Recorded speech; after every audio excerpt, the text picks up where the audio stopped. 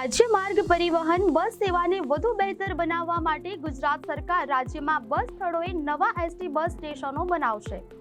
તેના માટે 43 કરોડ રૂપિયાનો ખર્ચ કરવામાં આવનાર છે. રાજ્યમાં 8 સ્થળોએ નવા ડેપો વર્કશોપ પણ બનાવવામાં આવશે, જેના માટે 34 કરોડ રૂપિયાનો ખર્ચ કરવામાં આવશે.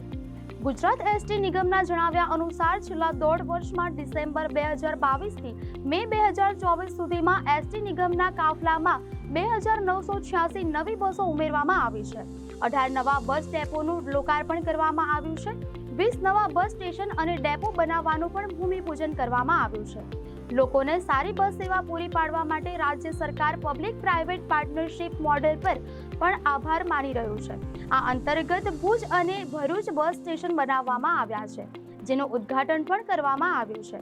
આ સાથે જ રાજ્ય સરકારે ગુજરાત એસટીમાં 10,000 ડ્રાઈવર, કંડક્ટર, મિકેનિકલ અને વહીવટી સ્ટાફની ભરતી માટે મંજૂરી આપી છે. આ અંગે પ્રક્રિયા પણ હાથ ધરવામાં આવી રહી છે.